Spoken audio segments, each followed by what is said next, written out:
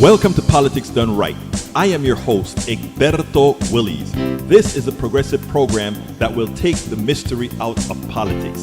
This is the program that will encourage you to make sure government becomes we the people. Whether you are liberal, progressive, conservative, or otherwise, you get to air your point of view. We are an independent media outlet that, unlike mainstream media beholden to corporations, we only owe allegiance to you. Remember, you can also send me a tweet at EGBERTOWILLIES. That is at Egberto Willies. Let us engage. It is Politics Done Right. Well, folks, welcome to one more edition of Politics and Random. Egberto Willies, your host. Thank you so kindly for being part of the show. We are going to have, as usual, a great show for you today. We got a lot to cover. Independent media, we have a lot to cover. Fascism, we got a lot to cover. Also, white supremacy, not in the context that you think, but in a message by a young man on TikTok, that is, that I love the way he was able to explain it. But before we get busy, welcome aboard to all my peeps. Welcome aboard Michael Rutnan from Brooklyn, New York. We are in the house with Lita Bearcat from Austin, Texas. And of course, we've got Patrick Magner from Houston, Texas. Harry Denson from Missouri City, Texas. And in the house as well on the chat in the Substack. And by the way, if you're in Substack, drop me a line. Tell me your city, state, city and state, city and state. I love to call you out. But right now we have we lose the first few dozen, but we now have Arts and Dejas, David Bradman, Charles Abraham, John Sirius, William Thompson, Celeste, Sushako, Rob C, Lawrence Riley, Frank Trumbull, Elwin Hudson. Thank you so kindly for being here with us. Let's get more people coming in. Anyway, we're going to have a great show for you today. How's everybody doing today? How are you enjoying the fascism, the birth of fascism in front of our eyes, with too many people just not seeing the tiny steps one after the other? Who cannot see that they first tested what the National Guards would look like in Washington's, or rather in Los Angeles? After they saw that, they created some commotion, but it's okay. So you put the National Guards in Washington, D.C., it's kind of working okay. People are not really protesting, heads are not cracking. And you give your warning that the National Guard's going to be coming to New York, Philadelphia, Chicago, back to L.A., Washington, D.C. Those cities share an interesting thing in common, right? Large cities with black mayors. I wonder if there's something to do with that. What do you think? Welcome aboard, Rita Pape. Do you think it has something to do with that? I don't know. But you know what?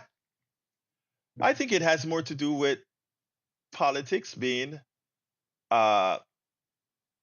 democratic, identifiably democratic cities. But I was surprised it didn't happen in Houston. And Houston has a very activist community as well. But Houston is a red state. Chicago, Illinois. Los Angeles, California. Washington, D.C. Philadelphia, PA. Democratic states. Wow. John Sirius says, not enjoying it at all, Egberto. Glad you're there. And we're going to stay here and we're going to continue educating. We're going to continue informing. We're going to continue letting every American know that they can be the change that we must have. They will be the change that we must have. We've been through this before. The Red Scare, we've been through this before. Reconstruction, we've been through this before. And we will get by. But we have to be willing to engage, and we have to engage now. We can't wait for things to really, really happen. Let me tell you the other reasons that they're touching a lot of these cities that are run by black folk. Because here's what they're expecting from my white brothers and sisters. America has not really seen fear in a long time.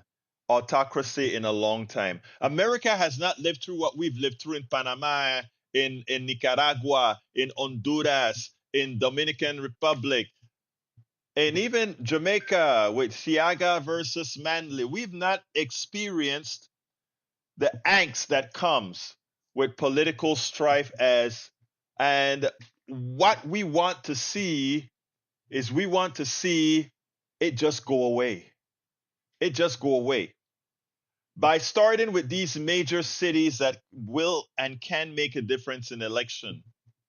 The expectation is that people will just say, we want it to go away. And it's just happening to those people in these big cities, these blue areas, that we have learned how to, not necessarily that we just disregard them, but and let me tell a truth as well. And I understand the human dynamics.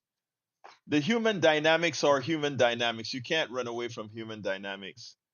And one of the human dynamics is that we hurt the ones that are easiest to hurt. We harm the ones that are easiest to harm. Self-preservation. Even though that self-preservation sometimes do not come to fruition. Ask our German brothers and sisters in the 30s, right? So we have to realize that in dividing us all up in all these different identities with gradations of power, with the great gradations of rights, with gradations of privilege, it gives us the ability to partition. It gives us the ability to slowly work up the ladder. So we work with the folks that are considered the lowest on the totem poles, and the others are fearful, at least it's not me. Donald Trump talks about his success with Latinos, and Latinos were able to come and say, at least it's not me for a while, right? So they kind of jumped on the Trump bandwagon because they just thought maybe it'll be okay. And we know what this guy is, it's going to be okay. They jumped on the bandwagon. But now, after having jumped on the bandwagon, a lot of us, many Latinos are out there saying, oh my God, but you know what we didn't think about? We didn't think about when this occurred that you can't distinguish me from any other Panamanian. You can't distinguish a Latino citizen from an undocumented citizen. You got to make a guess, right? And when you make a guess, you dehumanize all the Latinos. I heard a Latino on TikTok this morning on a live I was covering, talking about Latinos coming over here and they're doing it the wrong way, just to find out that this guy didn't really come over the right way, but he was over here and he had his papers. But his self-preservation, this Latinos that was a mode of self-preservation he thought was being a Latino capable of telling those other Latinos, you didn't do it the right way, so you deserve being in those concentration camps. But me, I didn't do it the right way either, right? Other Latinos, that is. By the way, I'm a Latino black man who did it the right way. But I have no animosity towards those that are just trying to make it, right? And so now that he's over here and he's made it. For him, it's okay. For him, it's okay, the treatment that's going on. And for my other brothers and sisters of different levels of privilege, the fear of losing whatever level you're at implicit in the society, they are coming for you because it has never ever been about all the isms, brothers and sisters. It has never ever been about the isms. All the isms have always been tools of the oligarchy. From the time that we had slavery, tools of the oligarchy. Always. And it was enforced and centralized more so after the Bacon's Rebellion. We can't have all these people getting together. We can't have you working together. We can't have you realizing, yes, we're alive today, Carl Cox. We can't have people realizing that, this is how it goes, you know? So, what I want to do is, I want you guys to listen to a very smart young man. If I could find this guy and give him a big hug, I would. But I want you to listen to this young man, because this young man, he said he heard it from a professor, nails it. Listen keenly, listen to every single word I ask of thee, and then we'll continue with the program with the other issues at hand. But I want you to listen. Actually, before I put him on, let me read some of these messages in the chat. Lee the Bearcat says, is removing 275K from Social Security. Can he do it? And does that stabilize it in the long run or for saving? Mr. T is removing 275K from Social Security. Can he do it? I don't know. I haven't read that. Maybe you can tell me a little bit more about that, Lee the Bearcat. I'll research it. Uh, let's see. Michael says, just remember, Substack messages aren't seen unless Egberto read them out. Come on by Twitch, Facebook, or YouTube, and all your messages will be seen by chat. Yep, I'll read them out though, because there's some people that are just comfortable on Substack. They have that application and everything. Eventually, we'll have a utility to bring them all together. Patrick says, eugenics, we have been there before. Yes, Patrick. Michael says, coming over here the right way. ICE is arresting people in the courtroom as immigrants are finishing their casework. True. Margaret Ryan says the US is so much larger than other countries, so division is easier to accomplish. Engage. We are diverse and it has always been. We are stronger because of it. Wake up that's why we have so much. That's why we can produce so much. That's why we have so much. Bridge MCP, welcome aboard, sis from Binghamton, New York, says they come here trying to make a good living and we are being sent to concentration camps. Maxwell, sex trafficker, rapist, she is sent to the minimum security prisons. You can learn a whole lot about all the reasons why we are getting a lot of immigrants coming over here, and it's all our doing. It's all our economic policies in Central America. People don't pick up and leave where they are, travel dangerously just for the sake of traveling dangerously. They don't do that.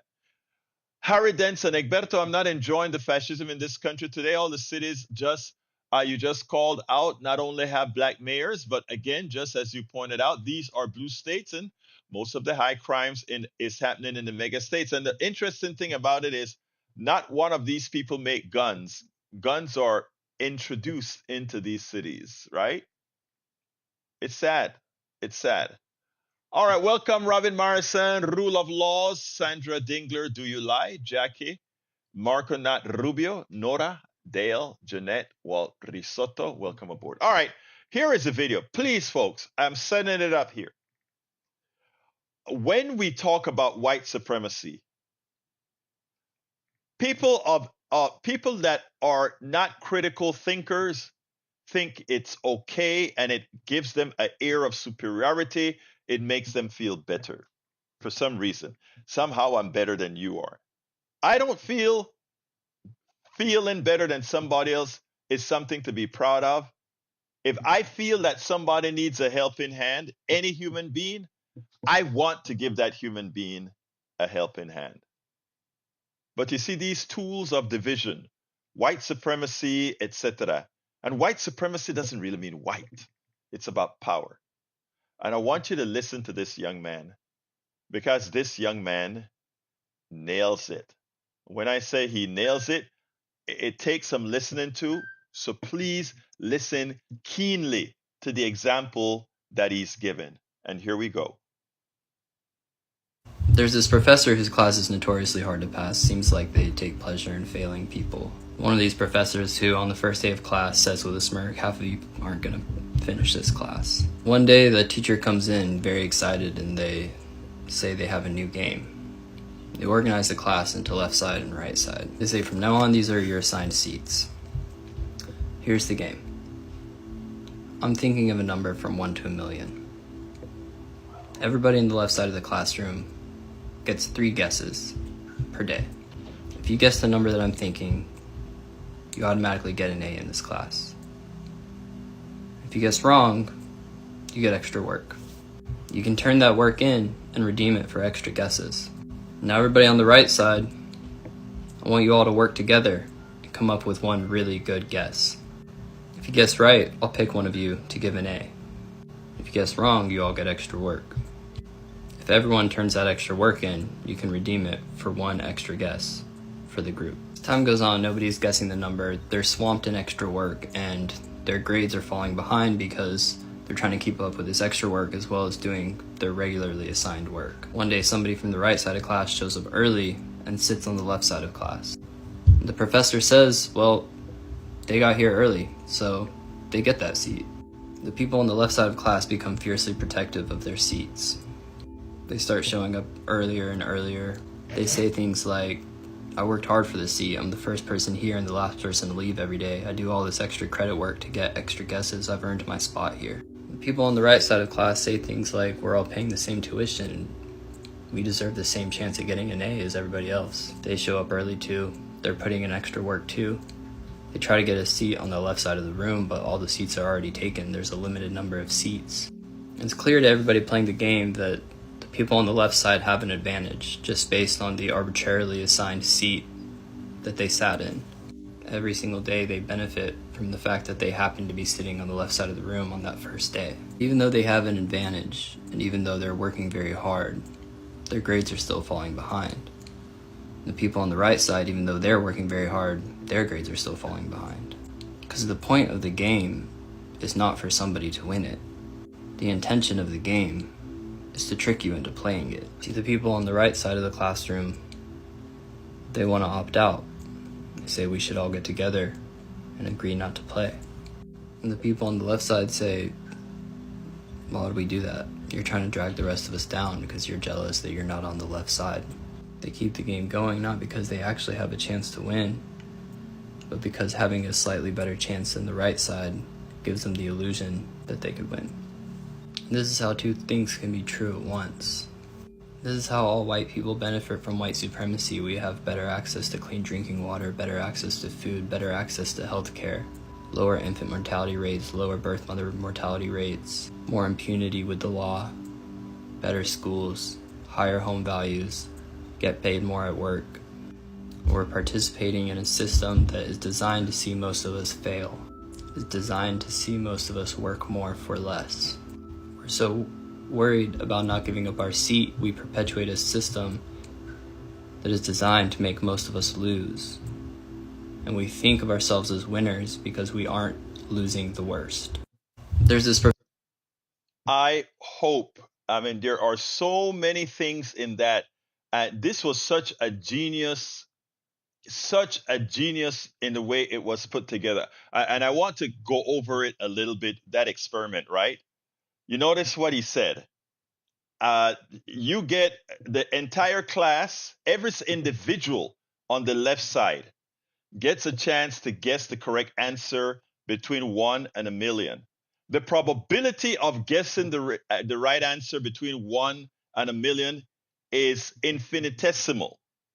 So the people on the left side, even though each one of them have the opportunity to get the number individually, that false sense of rugged individualism, that they get they have that privilege that they are going to be, if they happen to guess that number, they can move on. Otherwise, for that day, they have to work hard and do the rest of work. Now the right side goes ahead and collectively, you know how they usually, whenever we see things on TV, we talk about the black people or the Latino people or the Asian people as if they are one. And that's how you notice the right side was a collective. And collectively, if they guess it correctly, then collectively they get one more opportunity for success. So they get less, but they have to work. They're treated as a collective as far as that is concerned, right? But here is the kicker now. The next day, one of the guys from the right comes out early and he commandeers a seat on the left. And since he excelled in saying, I did something out of the norm and commandeered a seat, I am able to stay there, right? What does that really mean in real life? That is the excuse they use in our oligarchy that says, hey, well, look, Oprah made it. How comes you can't? Oprah didn't have that much. Well, Oprah made it. You know, she made it. That one got access, got access. It continues and it continues, and everybody at the same time continues to fall behind because even those that have individual privilege to move forward, the system is so rigged that they can't move forward all that much either. Now, Bacon's rebellion, folks get together and says, hey, let's work together so that we can beat the system. And the people that think they have a privilege, they say, look, at least I'm not as bad as the people in that, as bad as the people in that right side. I have a better chance than the person of the right side, no matter how infinitesimal my chance is. No matter how infinitesimal my chance is, I'm not going to unite with you to beat the system that is there oppressing not just Black people, not just Latinos, not just Asians, but all of us. We are in one boat. My white brothers, my Black brothers, my white sisters, my Black sisters, my age, all of us are in the same boat. We have different gradations of privilege so that we can have those like those on the left here in this skit that says, oh my God, I know it's hard here, but at least I have a better chance than those on the right. But in reality, you don't have a better chance. Like I've always stated, in a capitalist society, you only move forward if you are invited into the crowd, you are invited into the group. And that's why if you look at all the numbers, no matter how you twist them, we are all the lower 99%, or I should say maybe 90%, are all fallen behind. And we have used all kinds of financial instruments to give us the semblance that we are doing well, to give us the semblance that it's all okay. And when our white brothers and sisters start to realize that what's occurring in DC is a precursor to what has to occur to them as well, because we eat the fruit that is there, that is easy to access. But capitalism and the form of economic system that we have, mathematically, this is not a question. I'm not debating this issue here. Mathematically speaking, it is unsustainable. And the reason it is unsustainable is that you can't have one part of your economy growing faster than the vast majority of the rest if that growth in that part that is growing fast is not eating up the wealth of the rest.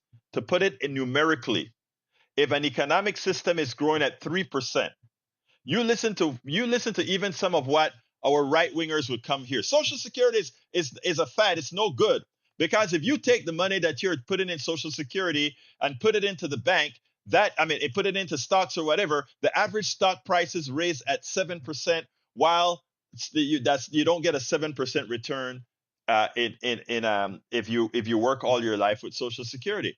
To which you say, but wait a minute. If everybody decided to do that, the economy will come crashing down because the mathematical formula governing our economy, for the whole economy to grow at 3% and the wealthy to grow at 7%, sometimes even 20%, that growth that subtracts the growth of the economy is coming from the rest of us. It's math. It's math that nobody wants to tell you. It's math that nobody will tell you. Brother Cisak says the reason people fall behind is that they swallow victimhood mentality pushed by the left. That's a mind that doesn't think critically. I just gave the mathematical reason why the economic system is unsustainable. It is only sustainable for those who are extracting from the rest of us. It's a mathematical formula. It's math. It's math.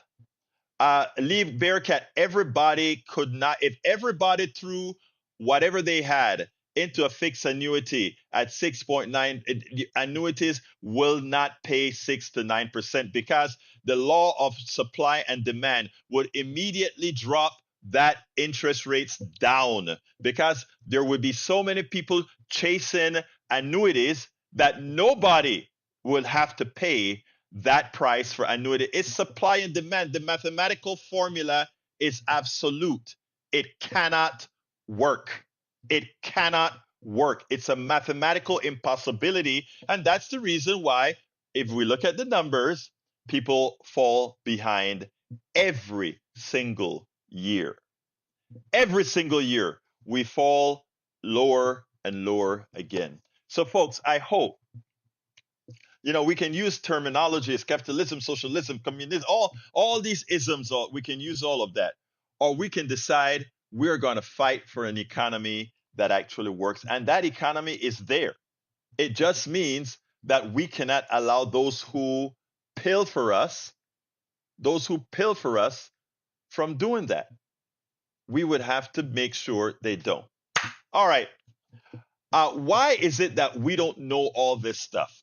Why is it that we are so behind in our thought process? Why is it that Mike Cisak in our chat can actually push back at a mathematical fact?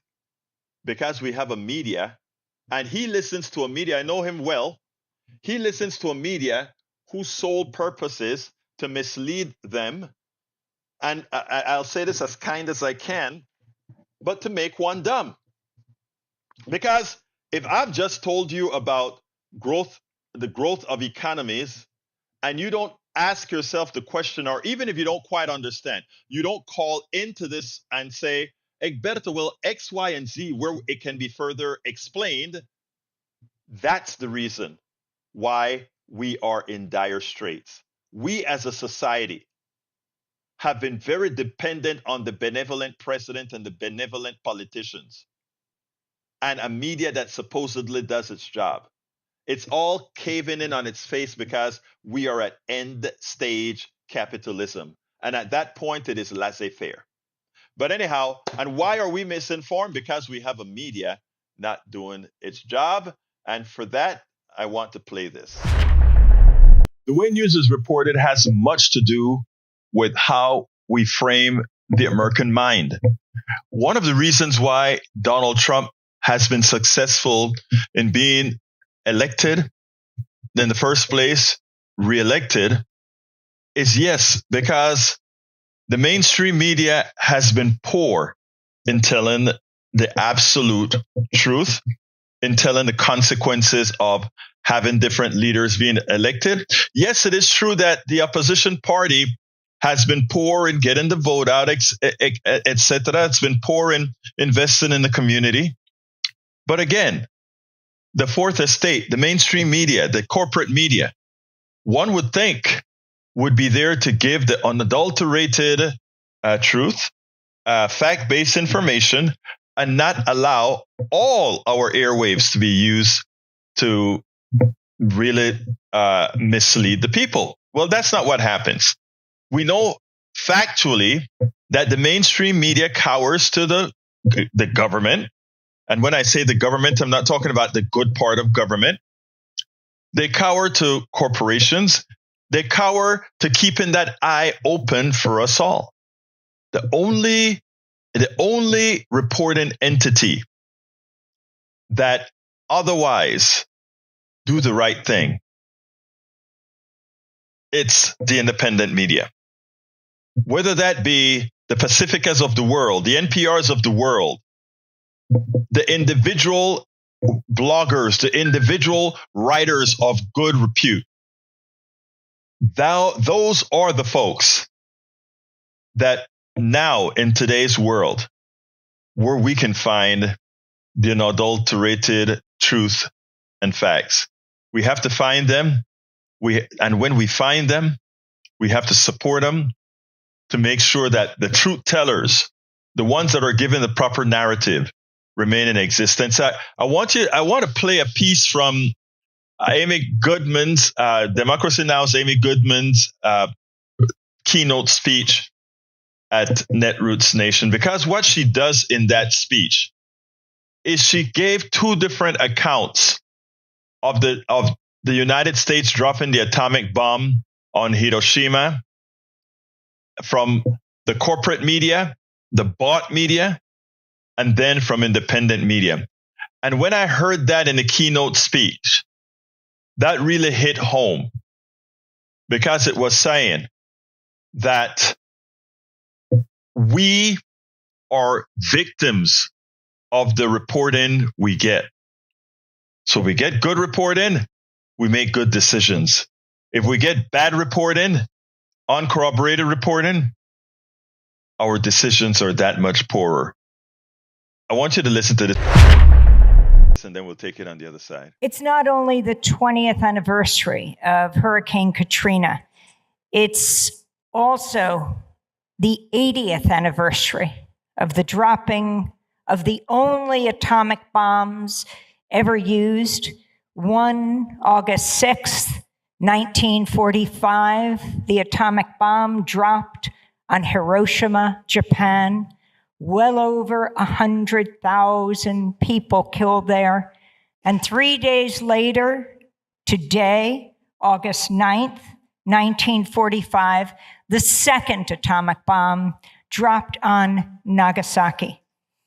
And I want to talk about the importance of independent media in talking about this story.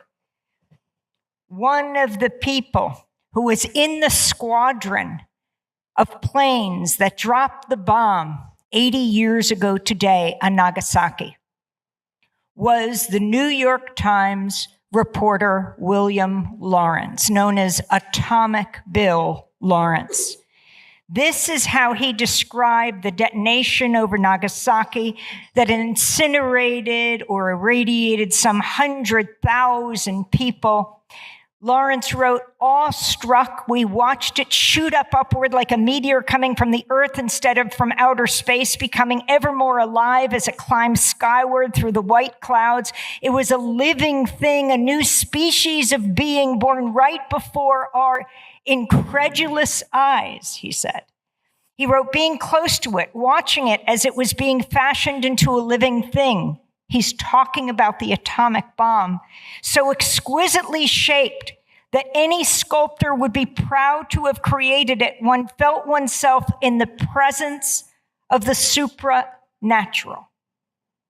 I want to compare his reporting to that of Wilfred Burchett, an Australian journalist who defied General MacArthur's blockade of all of southern Japan, saying journalists could not go there, but wanted to see with his own eyes. And he took a train for 30 hours and he ended up in Hiroshima. He saw the shadows of people seared into walls and sidewalks. He met people with their skin melting off in the hospital. He saw patients with purple skin hemorrhages, gangrene fever, and rapid hair loss. Burchett was among the first to witness and describe what is now known as radiation sickness. He sat down in the rubble with his baby Hermes typewriter, and his dispatch began in Hiroshima 30 days after the first atomic bomb destroyed the city and shook the world. People are still dying mysteriously and horribly. People who are uninjured in the cataclysm from an unknown something, which I can only describe as the atomic plague, he said. He went on to say, Hiroshima does not look like a bombed city. It looks as if a monster steamroller has passed over it and squashed it out of existence. He wrote, I write this as a warning to the world. This report that was sent around the world shook the U.S. War Department. General Leslie Groves, they understood how dangerous it would be. They denied the radiation sickness, said it was Japanese propaganda. They brought William Lawrence, their reporter, I'll explain why in a minute, back to the Trinity test a few weeks before to try to prove that there's no such thing as radiation sickness. They called it Japanese propaganda. William Lawrence wrote a 10-part series on the dropping of the atomic bombs. He won a Pulitzer Prize for this. Oh, I forgot to mention, it turned out he was not only being paid by the New York Times, he was also being paid by the War Department, by the Pentagon. And he would write the press releases for Secretary of War Stimson and President Truman, very proudly saying how much he appreciated pushing the atomic effort. We need independent media. That warning to the world is so important. But that's the good news being here in New Orleans, because there is independent media. I want to congratulate Current Affairs on their 10th anniversary. I want to thank the stations that run Democracy Now! Here, like WHIV, which is sponsoring the after party and is so important.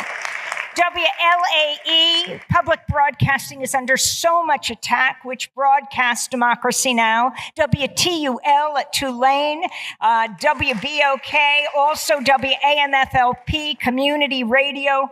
These are important independent media outlets. There's a reason why President Trump has clawed back, has ended the Corporation for Public Broadcasting by clawing back $1.1 billion that was already allocated. He's afraid of independent media. And I also want to acknowledge my colleagues at Free Speech TV who are doing interviews here through these days. And we're carried statewide on LPB3, Public Broadcasting third digital channel, weekdays live at 7 a.m.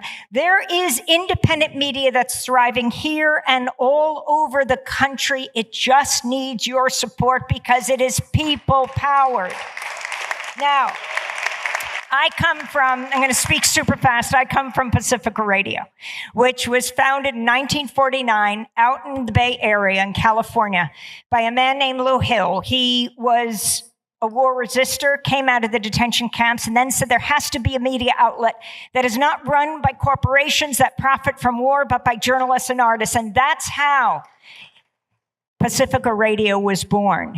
As George Gerbner, the late dean of the Annenberg School of Communications, would say, not run by corporations that have nothing to tell and everything to sell, that are raising our children today. And so KPFA went on the air in 49, KPFK in Los Angeles in 59, my station in New York, WBAI in 60, where you'd hear debates between Malcolm X and James Baldwin, the effectiveness of nonviolent civil disobedience. WPFW in Washington in 77. Oh, and well, Alberto is here from KPFT doing nonstop interviews as well. KPFT went on the air in 1970.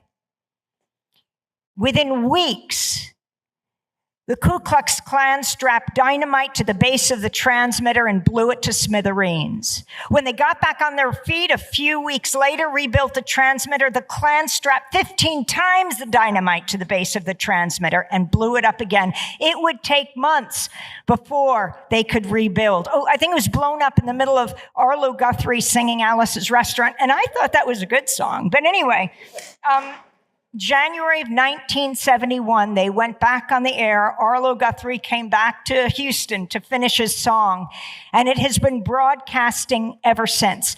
I can't remember if it was the Grand Dragon or the Exalted Cyclops, because I often confuse their titles, but He said it was his proudest act. I think that's because he understood how dangerous Pacific is, how dangerous independent media is. Dangerous because it allows people to speak for themselves. And when you hear someone speaking from their own experience, it breaks down the bigotry and caricatures. When you hear a Palestinian child crying out for food or their mother, when you hear an Israeli grandmother, when you hear an uncle in Afghanistan or an aunt in the South Bronx, it challenges what you know. You don't have to agree, but it makes it much less likely that you'll want to destroy the person. I think the media can be the greatest force for peace on earth. Instead, all too often, it's wielded as a weapon of war, which is why we have to take the media back.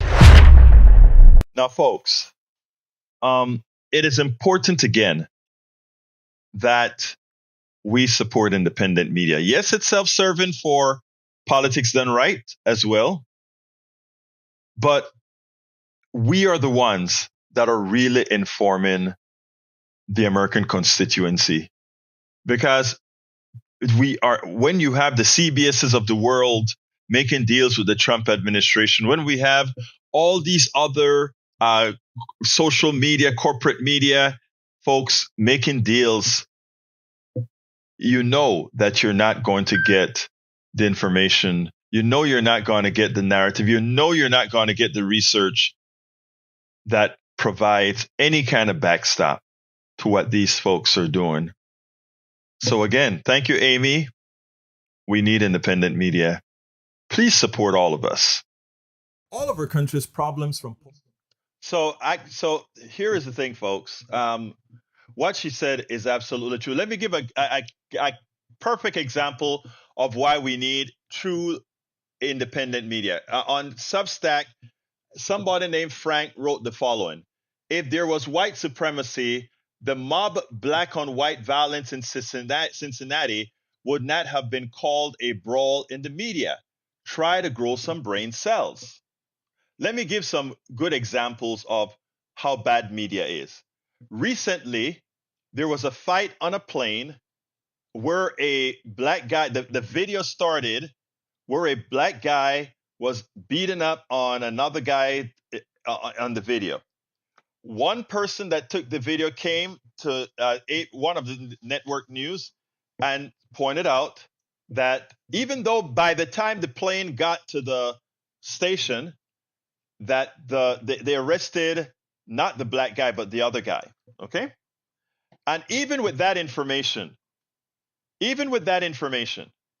person that the first report that came out on national news pointed out this guy as the aggressor. Now we have Frank in the chat who points out a brawl that occurred in Cincinnati. The right-wing media has all kinds of money to villainize people all over. So they got that video. And what they did with that video is splice it in such a manner that it seems like all those black folks out there in Cincinnati at 3 a.m, where all of them were drunk, were aggressors that started a mob-like fight to beat up on this white guy in the streets. And not until 3 days or so later, when the full video comes out, in other words, again, when independent media released on all their platforms, that what really occurred was that while these guys were arguing, the white guy punched the black guy in the face, and that started the melee. But we have Frank in the chat, who, again, based on what he sees in TikTok, based on what he sees on media, and by the way, these corrupting social media platforms, what they do is they allow you to see the things that you're more likely to want to see. So given what Frank's likely proclivities are, he has not likely seen a plethora of other videos that gave the real story. Here on independent media, we do. It is sad. It is a sad thing especially with all the tools that we have today, with all the technologies that we have today, that we have to be so vigilant. Because one, our right-wing government and to some extent our neoliberals have taught us not to be critical thinkers. We have a mainstream corporate media that tries to formulate our minds. If you notice how Amy described the two different definitions of the bomb that was dropped on Hiroshima and Nagasaki, how narrative means everything. You come to politics done right. Our narrative is that of inclusion. Our narrative is that we are all in the same boat together. Our narrative is that the economic system has to fail, and it's not a question of whether. It's a question of when and how soon. It's in the mathematical formula. As an engineer, the only thing that concerned me used to be math, used to be formulas. Those were the only things that drove me. I thought I could give a formula to any human being and says, I am right because this is what the formula says. But as I joined other activist groups, as I began to learn, as I began to evolve, I realized that being correct, being right, having all the facts is not enough. That we have to make it bread and butter issues. One of the reasons I like bi-directional communication with our audience is where I fail to be able to communicate accurately or convincingly. There are always others able and willing to help the message. Bridge MCP said, Berto Willis, you know the algorithms work where what you click on you are given more of that, so you don't see the rest. Exactly. Michael Rudnin says, yep, the algorithm feeds on itself. If you watch one video from a channel, expect more videos from that same source and similar ones. Whenever I see a video from a known crap source, I go through my history and make some deletions. But most people wouldn't bother doing this, and eventually people get fed crap. Exactly. Elwin Hudson says Rachel Maddow will not condemn Netanyahu because she is scared of AIPAC would get her fired. Actually, I think I've heard her condemn Netanyahu, if I'm not mistaken. I think she have given Israel a very hard time, not the Israeli citizens, but the IDF, etc., a hard time. And look, it's real. You have to be, look, I give folks like Rachel Maddow who are proven with their benefides, as well as Ali Velshi and others. We want them there. Sometimes they have to say things in a way that isn't as brash as we can here on independent media, but we want the Rachel Maddows, we want the Ali Velshis, we want the Chris Hayes, and all these folks out there in the mainstream media to have a foothold. It's important that we give latitude to those who think like us, who are in the mainstream media, because we want them there. We do want them there. And I've spoken to a few of them off the record on this particular issue. You are correct. You are correct, Elwin, that there are some things that they are tepid in the way they report it, but I think justifiably we must give them some latitude.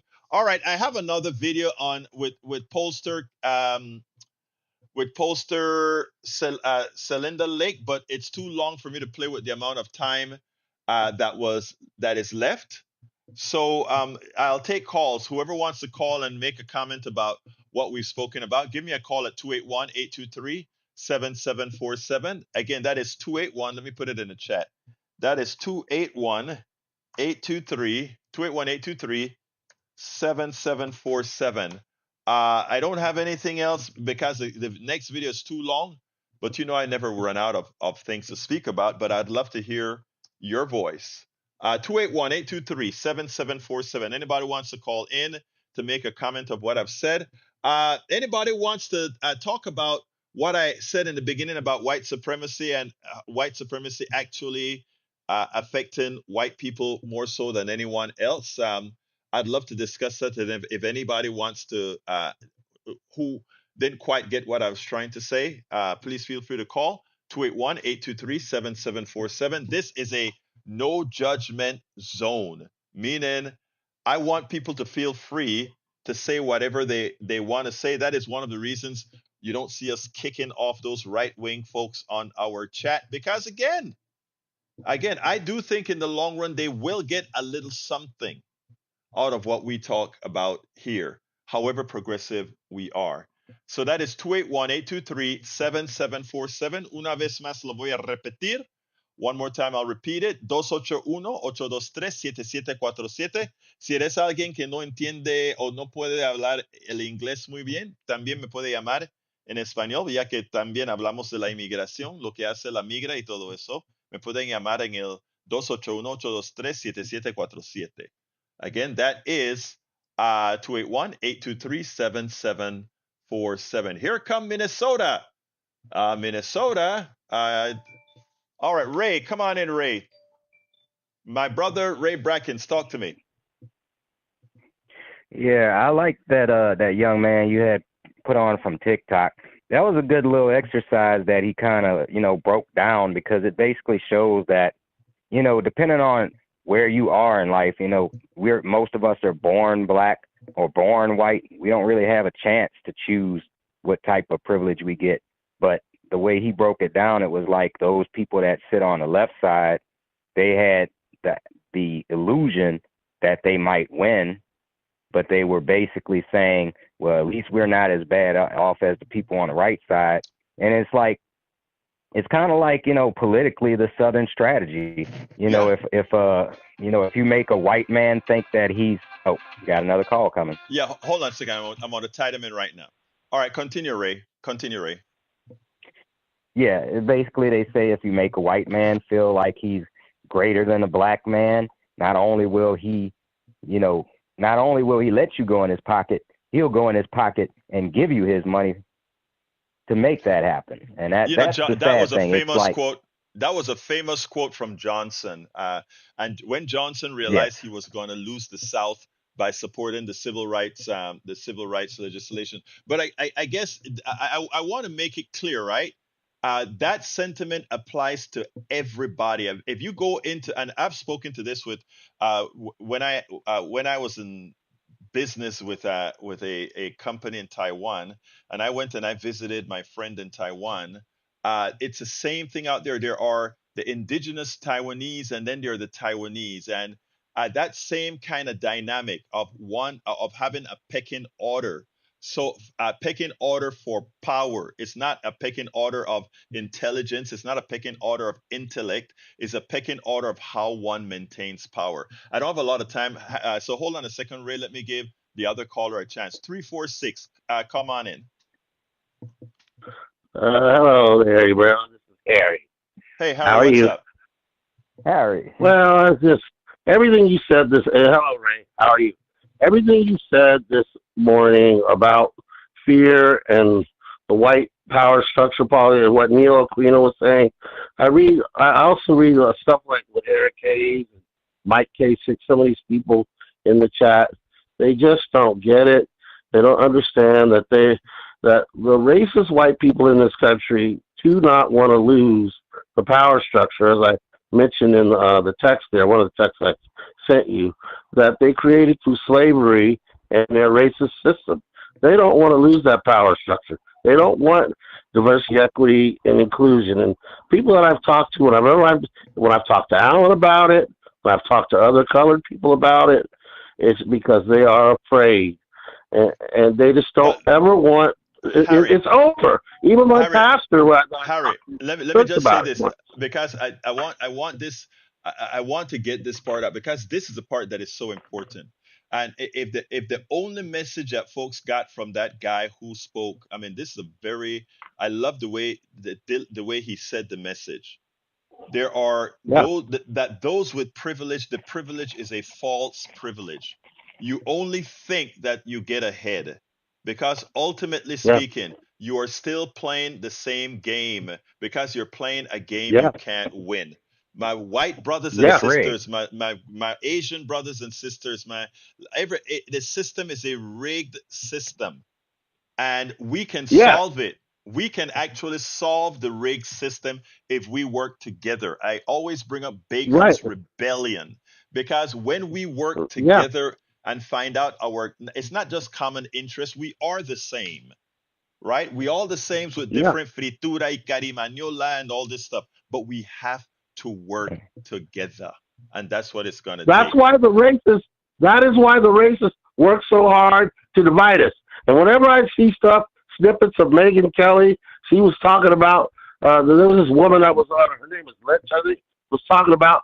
She wanted all the racist white people to just go to Cracker Barrel. They don't care anything about the people that come from India, that come from different parts of Asia. Set up restaurants here, and the racist white folks Okay, are got it. here enjoying it. And I here get it. Megyn Kelly is Oh, up there laughing and oh, saying, "Ha ha ha! You left wing lunatics." I mean, she okay, is okay, just I gotta go. crazy. Hold on, hold on. It looked like one of our resident right wingers is calling in, so I may extend 1 minute to give him a chance to speak. So let's hear from Mike Cisak. Go ahead, Mike. Okay. Well, I just wanted to make a little point in here that no one really can answer, because I know that all the racists here Make your point and that you're stop. calling us. Look, wait. Make your point and stop narrating. Okay. Please make your point. Quick point. There's a whole bunch of people that come from Africa who are black, very dark, who come here and do extremely well. Okay, Okay. let me. Okay, that's good But for enough. some odd reason, Mhm. they're able to do extremely well despite your claims of systemic racism. Okay, good. I know that You that's a know, point let me stop you right there. I get the so point you're trying to make. No, all your claims, CSAC, all their CSAC, claims CSAC, are I get it. false because No, of that CSAC, reason. let me answer that. Let me answer that because you're making the false claim that racists Uh-huh. usually make. Okay, and let me explain why. First of all, I came over here and I did very, very well. I went to the one of the best universities and I did very well. I am now not well off because I chose not to be in doing what I'm doing, what is better for society. That's a statement of fact. You can look me up. You can do anything you want to do about that. Now you're Well, I correct know. as well. Right. Nigerians as well are the most wealthy folks you'll find in the United States as well. Remember what we said. Yeah. You cannot look at the following, and this is where you miss the boat.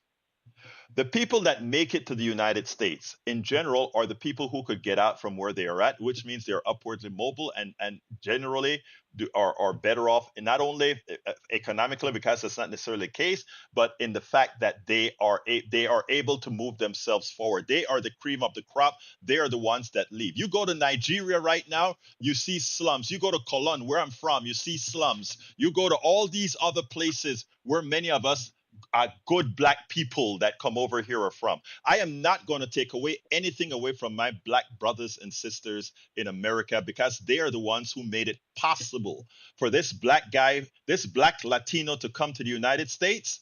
If it weren't for my black brothers and sisters in America who fought for liberation from what was done, the slavery that was done on them, I could not have made it over here. So there's not going to be, we Right. will Black not, slave hold, owners hold, over hold on, there. Yeah, hold I on. know.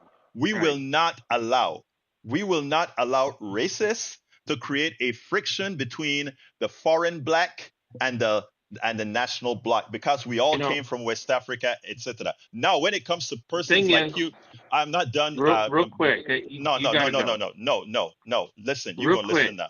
You, All right, here's the deal. Here's the deal, and I'm going to finish this here because it's important, very important. My white brothers and sisters, we are in the same boat. Don't buy, do not buy. Listen to what my white brother had to say in that TikTok because he nailed it. He nailed it. You only have the semblance of success. Our Nigerian brothers and sisters, myself, and those of us who could come over here and come early and sit on the left side, we had the semblance of success. And some people invited us in. We were invited because we offered something others could not. In my case, it was the RTS signal. I'll explain that another day. But rest assured that we are all in the same boat. Uju said I can call tomorrow to inform him why the residents. I thank you. Please do that, Uju. It has call in the afternoon to tell the story because I'll keep it up. I got to get out of here, but I want to tell folks, my white brothers and sisters, this is especially for you. Don't fall for the okey doke. We're in the same boat. The idea is to give you that privilege that this white brother spoke about.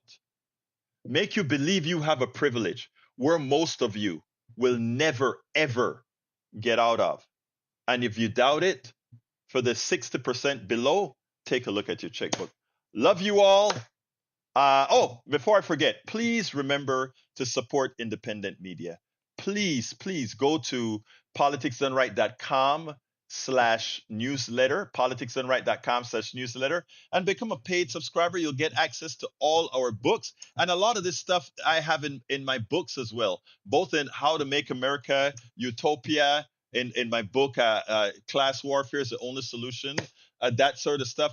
Please, we have got to win. And the only way we're going to win is working together. Everybody. Race was a divisive machine created to let the plutocrats win. I love you all. My name is Egberto Willis. This is Politics Done Right. And you guys know how I end this baby. I am what? Out.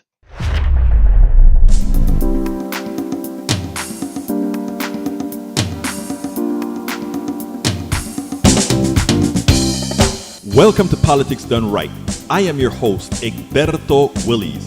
This is a progressive program that will take the mystery out of politics. This is the program that will encourage you to make sure government becomes we the people. Whether you are liberal, progressive, conservative, or otherwise, you get to air your point of view. We are an independent media outlet that, unlike mainstream media beholden to corporations, we only owe allegiance to you. Remember, you can also send me a tweet at EGBERTOWILLIES. That is at Egberto Willis. Let us engage. It is Politics Done Right.